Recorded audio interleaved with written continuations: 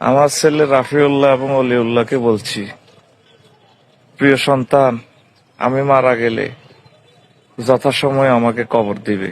আমার কবর নিয়ে, মৃত্যু নিয়ে, এগুলো নিয়ে যাতে তোমরা কোনো টালবাহানা না করো। মনা ইতিহাস সাক্ষী হয়ে থাকবে যে বেগম জিয়ার মৃত্যু নিয়ে যে পরিমাণ সমালোচনা, যে পরিমাণ নোংরামি এরা করতেছে, এটা ইতিহাস হয়ে থাকবে। যেখানে বাংলাদেশের সাধারণ জনগণ হইতে শুরু করে আওয়ামী লীগের কর্মী পর্যন্ত, তৃণমূল নেতা পর্যন্ত দুঃখ প্রকাশ করছে।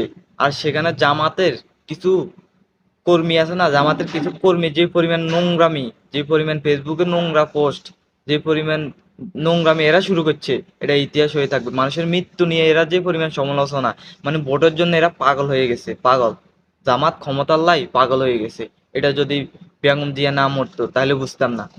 রফিকুল্লাহ আফসারি, আপনার যদি এতই বলার দরকার থাকে আপনার ছেলে মেয়েকে, এতই যদি আপনার ইয়ে থাকে, তাহলে আপনি আপনার ছেলে মেয়েকে বাসায় ডাকি, ঘরে ডাকি বলেন, তাদের ফোন করে বলেন, তাদের হোয়াটসঅ্যাপ নাই, তাদের হোয়াটসঅ্যাপে বলে দেন যে আপনি এভাবে সোশ্যাল মিডিয়াতে এই সময়, যেখানে গোটা বাংলাদেশ দুঃখ প্রকাশ করতেছে, গোটা গোটা বাংলাদেশ নিশ্চুপ, সাবেক প্রধানমন্ত্রী বেগম খালেদা জিয়া মৃত্যুবরণ করছে, সবাই শোক পালন করতেছে, আপনার এই সময় আপনি ফেসবুকে আসি অনলাইনে নিতে এভাবে এরকম অনৈতিক বক্তব্য, আসলে আপনারা আমনামনে বাধান্য কও না।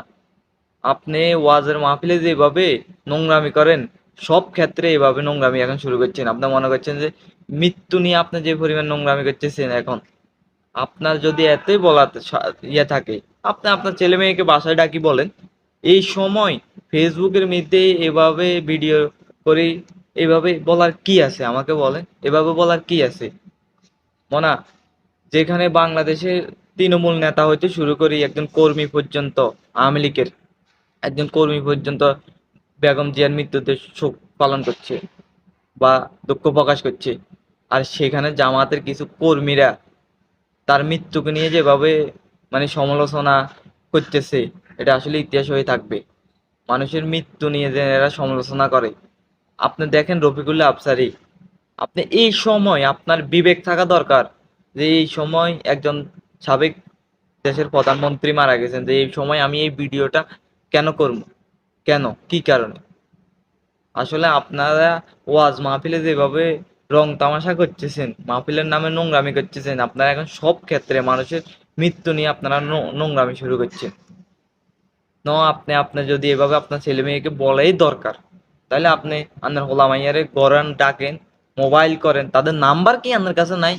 এইভাবে সোশ্যাল মিডিয়া কি দরকার ছিল?